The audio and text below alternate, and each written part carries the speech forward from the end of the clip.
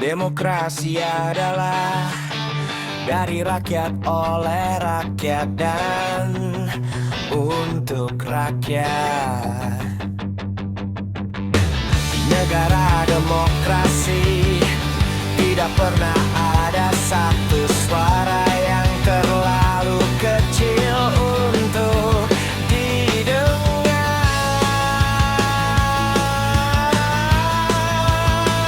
Karena setiap suara memiliki arti yang sama.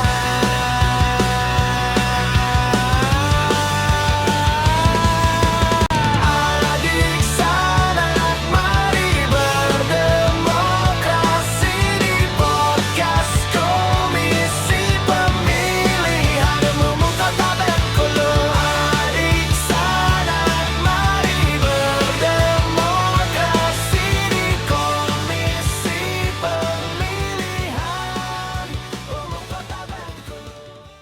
Assalamualaikum warahmatullahi wabarakatuh. Selamat siang teman pemilih. Kembali lagi di podcast KPU Kota Bengkulu, ruang bincang tempat kita mengulik berbagai sisi dunia kepemiluan, tentu saja dari narasumber-narasumber yang berpengalaman dan berkompeten di bidangnya.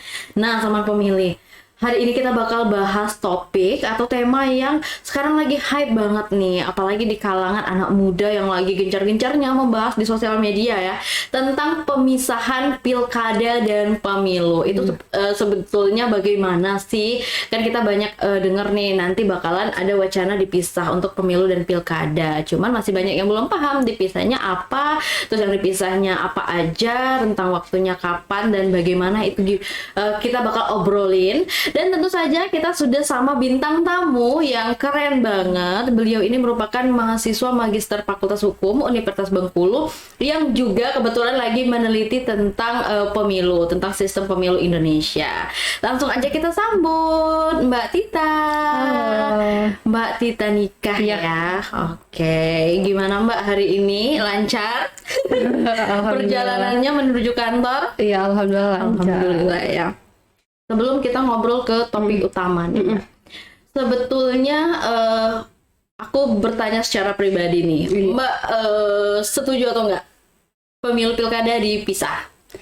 Sebenarnya setuju atau nggak setujunya, kita ini kan sebagai negara hukum yang demokratis tentu harus melihat dengan sudut pandang yang luas, karena kan pasti ada pro dan kontra. Betul. Lebih apapun putusan itu pasti akan menimbulkan pro dan kontra. Tentu sebagai pemuda juga ya, kita harus melihatnya dari sudut pandang hukum, sosiologis, dan filosofis bangsa kita.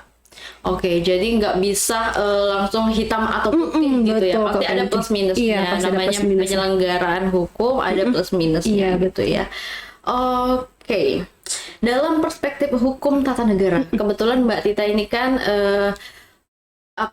studi khususnya tata negara. Sebenarnya yang dimaksud dengan pemisahan antara pemilu nasional dan pilkada itu seperti apa, Mbak?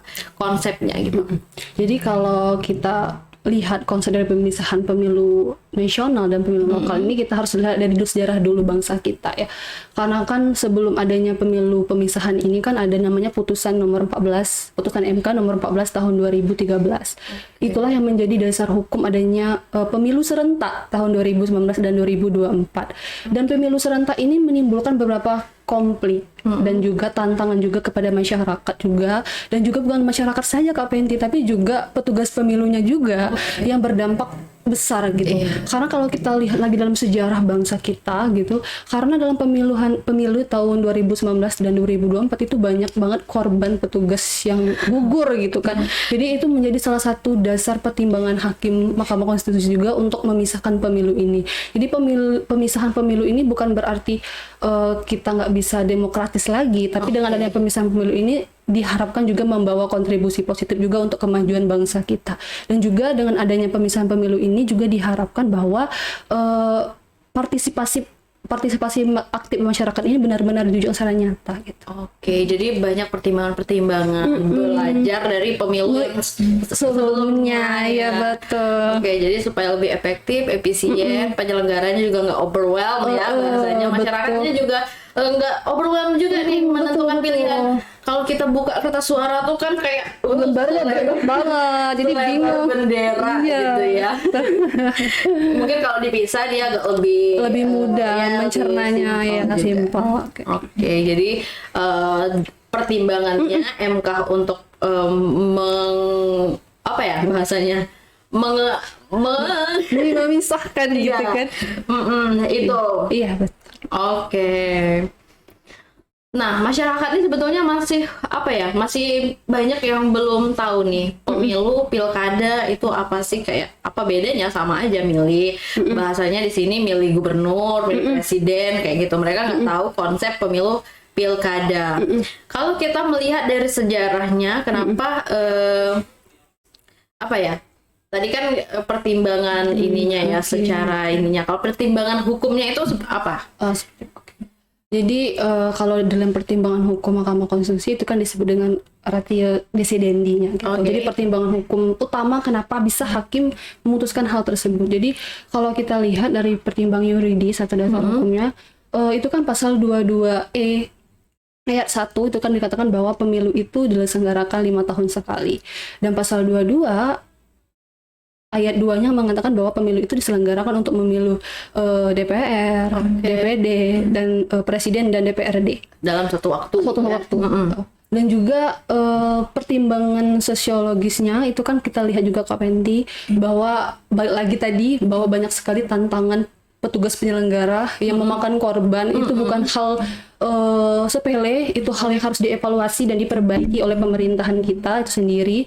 Dan juga dalam hal filosofis juga dikatakan bahwa secara filosofis teoritis ini menjadi sebuah apa ya, penguatan juga untuk otonomi daerah. Karena kenapa? Kalau tidak dipisah pemilu ini kan lebih ke apa ya, orang lebih mengutamakan atau lebih terlihat banyaknya pemilu nasionalnya itu pada fokus pada pilpres gitu, enggak ke pilkadanya. Jadi tumpang tindih antara sistem presidensial dan penguatan otonomi daerah ini jadi sangat terputus gitu.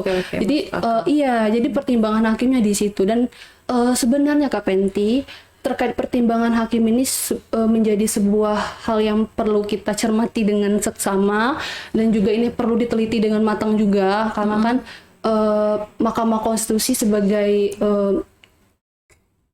menjaga marwah konstitusi itu kan putusannya bersifat final and binding.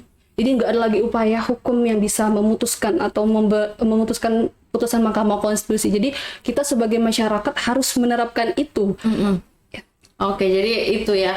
Kalau bisa saya simpulkan, MK itu memperhatikan fokus masyarakat. Iya, Karena kalau misalkan pemilu, pilkada dibarengin, itu jadinya orang fokusnya ke pemilihan presiden aja, ke pemilunya aja. Sedangkan orang nggak fokus nih yang ke daerah-daerah. Iya, betul. Padahal itu yang paling dekat dengan masyarakat dan paling krusial. Iya. Oke. Dan putusan MK ini sudah bersifat final ya, sudah tidak bisa di upaya hukum apapun Iya, lagi. betul. Oke, jadi mau tidak mau kita harus beradaptasi dan harus dilaksanakan. Iya. Kami juga sebagai penyelenggara pemilu harus beradaptasi dan melaksanakan ini dengan sebaik mungkin. Jadi nanti pemilu dan pilkada akan dilakukan dengan waktu yang berbeda, teman pemilih. Iya, betul. Oke. Seperti yang aku bilang tadi, Mbak Tita, pemilu dan pilkada secara konsep itu berbeda, kewenangannya berbeda ya. Bisa dijelaskan perbedaan mendasar dari pemilu dan pilkada itu sendiri? Jadi kalau kita berbicara tentang perbedaan antara pemilu dan pilkada, pasti kita merujuk pada ketentuan hukumnya. Balik lagi kita bahwa kita ini merupakan negara hukum. Konstitusinya itu dalam pasal 1 ayat 3 bahwa negara kita itu merupakan negara hukum. Tentu setiap tindakan ataupun pemilu itu sendiri atau pilkada itu sendiri kan harus berdasarkan hukum itu sendiri. Kalau kita lihat Kak Penti, terkait pemilu itu kan dasar hukumnya itu Undang-Undang Nomor 7 Tahun 2017 tentang pemilu. Sedangkan kalau pilkada itu kan dasar hukumnya Undang-Undang Nomor 10 Tahun 2016, sebagaimana sekarang telah diubah perubahan ketiga Undang-Undang Nomor 6 Tahun 2020. Tapi walaupun perbedaan dasar hukum, akan tapi tujuan dari demokrasi itu tetap sama. Kita pengen melahirkan pemimpin yang benar-benar berkualitas gitu. Jadi bukan hanya pemimpin yang nggak mempunyai kualitas, tapi pemimpin yang memang benar-benar berkualitas, dan nantinya diharapkan bahwa pemimpin itu dapat memberikan kebijakan yang tidak merugikan rakyatnya. Dan juga itu kan kalau kita mengulik juga pendapat J.J. Rousseau itu mengatakan bahwa demokrasi itu harus dilewati oleh sebuah negara, karena untuk mencapai kesejahteraan itu sendiri otomatis bahwa tujuan demokrasi itu bukan hanya untuk memilih pemimpin, tapi lebih dari itu, lebih fundamental, yaitu kesejahteraan rakyat. Oke, jadi pemilu pilkada apapun itu konsepnya sama dan tujuannya sama, cuman pemisahannya itu hanya jadwalnya saja dan mungkin betul. nanti teknisnya ya Iya, betul. dari KPU, Bawaslu dan lain-lain itu menyesuaikan untuk Ya. teknisnya. Oke, nah sekarang kita masuk dampaknya nih, dampak dari pemisahan ini. Apa dampak dari pemisahan pemilu nasional dan pilkada terhadap kualitas demokrasi di Indonesia? Apakah lebih bagus, signifikan, atau justru sama aja? Jadi kalau berbicara dampak, pasti kita akan pengennya positif ya Kak Pendi, ya, pengennya positif. Namun kalau kita melihat dari sejarah pemilu serentak yang tahun 2019 dan 2024 yang memakan banyak korban dan juga kelelahan dari panitia pemilu itu sendiri, diharapkan pemilu ini juga bisa meringankan juga ya, meringankan beban kerja petugas juga, karena kita harus mengutamakan namanya hak asasi manusia juga Kak Penti, bukan hanya kita memfokus untuk memilih pemimpin, tapi kita menyepelekan hak-hak asasi manusia yang banyak. Dan juga diharapkan juga dampak positifnya yang pertama juga bahwa meningkatkan partisipasi pemilih juga. Mungkin pada saat pemilihan serentak itu kan lembar suaranya banyak Kak Penti ya. Orang pusing Jadi pusing kan. Jadi dengan diharapkan kotak suara sekarang pemilu nasionalnya hanya 3 kotak suara, presiden dan wakil presiden, DPR dan DPD. Jadi mungkin agak mudah untuk masyarakat menelaah ini saya pengen memilih siapa. Karena kan bilik suara itu kan sempit Kak Penny. Bilik suara itu kan sempit dan waktunya sangat singkat. Jadi kalau untuk generasi muda mungkin cepat. Tapi untuk bukan anak-anak ya, untuk orang-orang yang udah lanjut usia itu kan susah menelaahnya. Makanya kebanyakan ke Benti itu dampaknya kepada jumlah batal suaranya sangat besar. Makanya itu sampai kemarin ada salah satu isi permohonan putus MK sendiri itu mengatakan ada 10% suara batal. Jadi sangat disayangkan. Iya. 10% kalau misalkan dibandingkan dengan jumlah jiwa di Indonesia itu banyak sekali. Berjuta-juta. Dan selain itu juga diharapkan pemisahan pemilu nasional dan pemilu lokal ini memperkuat otonomi daerah Kak Penti. Karena kenapa? Kita bukan hanya fokus kepada sistem presidensial, tapi kita juga fokus kepada otonomi daerah. Jadi diharapkan pemerintah daerah itu mempunyai waktu yang cukup gitu untuk mempersiapkan pemilu lokalnya. Karena kenapa Kak Pendi? Kalau kita lihat kemarin kan pemilu selanjutnya itu pemilu pilkada yang sebelumnya itu kan banyak tunggal ya. Dilawannya tunggal. Jadi kenapa bisa tunggal? Karena salah satunya itu karena waktu yang mepet. Jadi partai politik juga untuk memilih calon pemimpinnya gitu, calon perwakilannya agak susah. Jadi diharapkan dengan waktu itu kan dalam putusan MK itu kan 2 tahun, maksimalnya 2,6 bulan atau 2 tahun setengah. Jadi harapannya dengan waktu yang cukup panjang partai politik itu bisa benar-benar dengan matang memilih calon perwakilan partai politiknya. Oke, jadi dari semua ini ya, dari semua pihak itu sebenarnya dampaknya positif dari masyarakatnya, mereka jadi lebih fokus, terus juga lebih efisien juga dalam pelaksanaan pemilunya, terus dari penyelenggara juga nggak overwhelm ya, dari partai politiknya juga bisa menyeleksi nih siapa yang akan dimajukan sebagai peserta pemilu, jadi sangat sangat oke lah putusan MK yang ini untuk pemisahan pemilu pilkada. Nah, ada dampak positif, tentu aja ada tantangannya, atau persoalan baru setelah pemilu dipisahkan. Misalnya dari sisi partisipatif pemilih atau efisiensi penyelenggara, kira-kira ada dampaknya nggak? Tantangannya nggak? Iya. Pasti ada tantangan ya, karena kenapa? Itu kan kita apalagi masyarakat dan juga petugas penyelenggara pemilu itu kan pasti akan beradaptasi dengan peraturan yang baru, dan juga masyarakat mungkin udah 2 kali pemilu itu 5 kotak suara, tiba-tiba kok kaget nih kenapa 3 kotak suara. Pastinya juga itu menjadi tantangan. Kak Penti terkait tantangan ini sebenarnya balik lagi terhadap putusan Mahkamah Konstitusi nomor 135 ya tahun 2024 ini kan pro dan kontra lagi balik lagi. Dan juga ini kan menjadi tantangan karena kenapa? Ini kan membuat namanya dilematis hukum, pemikiran hukum, karena kalau kita lihat pasal 22E ayat 1 itu kan mengatakan bahwa pemilu itu diselenggarakan 5 tahun sekali. Dan juga pemilu itu ayat 2-nya mengatakan bahwa pemilu itu untuk memilih DPR, DPD, presiden dan wakilnya, DPRD provinsi dan DPRD kabupaten kota. Ada 5 kotak suara. Namun setelah adanya putusan Mahkamah Konstitusi dipisah nih, nggak lagi nih 5 kotak suara. Pemilu nasional hanya 3 kotak suara dan pemilu lokal atau pilkada ini hanya ditambah dengan adanya DPRD provinsi dan kabupaten ini sendiri. Dan juga ini akan membuat dilematis hukumnya karena kenapa Kak Penti ini kan akan menimbulkan bukan permasalahan juga, keambiguan juga, karena kalau kita tidak ikuti putusan MK ini kita membangkang. Iya betul. Kalau kita tidak ikuti juga itu kan membangkang. Tapi kalau kita ikuti, kita melanggar konstitusi Kak Penti, karena balik lagi bahwa konstitusi ini kan dasar konstitusi ini merupakan hukum tertinggi bangsa kita. Dan juga mungkin juga ini Kak Penti kan Mahkamah Konstitusi sebagai penafsir dari Undang-Undang Dasar itu kan bisa menelaah dengan luas bagaimana penafsiran dari pasal demi pasal.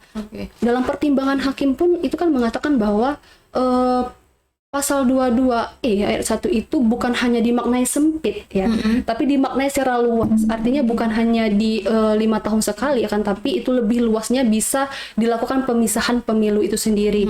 Dan pertimbangan itu kan menjadi sebuah dasar hukum hakim untuk memutuskan itu. Dan balik lagi juga kepada pembuat undang-undang untuk segera melakukan revisi undang-undang pemilu, karena Kak Penti ini kan akan berakibat juga terhadap bagaimana sih kita memilih atau mengisi kekosongan masa transisi DPRD provinsi dan kabupaten. Itu kan ada 2 tahun Kak Penti. Jadi memang perlu dievaluasi dengan baik kebijakan-kebijakan tersebut karena kan lumayan panjang 2 tahun. Kekosongan itu apakah nanti akan diberikan masa jabatannya lagi ditambah lagi atau memang seperti apa kita nggak tahu konsep idealnya. Mungkin kebijakan undang-undangnya mungkin lagi disusun atau lagi di iya sih, tapi harapannya Kak Penti karena kan jangan sampai nanti revisi undang-undang pemilu ini berakibat pada lebih banyak kontra yang di hadapan masyarakat, tapi lebih ke positifnya. Dan juga mungkin ini menjadi sebuah kajian juga Kak Penti ya, bahwa kita nggak bisa merevisi undang-undang itu dengan gampang, maka harus memperhatikan dalam naskah akademiknya nanti dalam landasan yuridis, sosiologis, dan filosofis. Jadi penting sekali untuk memilih atau menentukan cara memilih DPRD dan DPRD provinsi dan kabupaten gitu. Keputusannya udah ingkrah, udah final, tapi mungkin ada petunjuk teknis atau bagaimana lainnya yang mesti dikaji lagi, dievaluasi dan dibentuk lagi agar putusan MK ini bisa dilaksanakan dengan efisien. Kalau melihat fenomena di masyarakat nih, Mbak Tita, apakah pemisahan ini justru membuat masyarakat lebih jenuh karena mereka harus belajar lagi? Karena banyak sekali ya masyarakat tuh yang belum tahu. Mungkin banyak banget masyarakat yang belum tahu ini kenapa dipisah, kok dipisah, alasannya, terus regulasinya yang terlalu sering berubah-ubah menghadapi tahun politik. Menurut Mbak Tita, apakah masyarakat justru jenuh atau gimana? Jadi kalau jenuh atau tidak jenuhnya Kak Penti ini balik lagi kan ini belum terjadi Kak Penti ya, masih dipersiapkan dengan matang. Akan tapi kalau kita lihat bahwa memang belum ada peneliti yang mengatakan jenuh dan tidak jenuhnya terkait pemisahan pemilu ini, tapi diharapkan masyarakat memang tidak jenuh dengan adanya pemisahan ini dan lebih ke fokus gitu kan. Dan tentunya juga ini juga tantangan juga untuk penyelenggara pemilu, KPU, Bawaslu gitu kan, karena mungkin harus lebih aktif lagi mensosialisasikan peraturan ini, karena mungkin putusan Mahkamah Konstitusi ini nggak banyak tahu gitu, masyarakat nggak tahu. Iya. Apalagi kan dalam hukum ini kan ada nama asas fiksi hukum Iya, gitu. masyarakat Dianggap tahu akan hukum. Jadi disayangkan kalau nanti masyarakat nggak tahu ternyata sekarang kita udah dipisah pemilunya, dan masyarakat juga nggak tahu akibat hukumnya seperti apa. Jadi memang harus disosialisasikan, apalagi untuk pemilu pemula gitu, anak-anak muda yang baru mencoblos nanti tahun 2029 dan 2031 mungkin nanti. iya. Dan juga ini sebenarnya bahwa balik lagi ke putusan Mahkamah Konstitusi bahwa banyak sejarah-sejarah pertimbangan gitu, bahwa kalau kita lihat dalam sejarah demokrasi kita, sejarah adanya demokrasi ini itu kan puncaknya itu kan era reformasi Kak Penti kan. Kita kan masih adanya kekuasaan yang sangat kuat di MPR gitu kan. Jadi kalau kita lihat kekuasaan ini kan harus dipangkas gitu. Jadi makanya kita Indonesia ini mengandung namanya asas teori pemisahan kekuasaan atau separation of power yang tidak murni Kak Penti. Jadi dengan prinsip check and balance. Jadi nggak ada yang nggak yang murni banget. Karena kenapa? Kalau murni Kak Penti otomatis kayak contohnya nih lembaga legislatif, dia pembuat undang-undang, maka seharusnya dia nggak bisa mengawasi pemerintahan.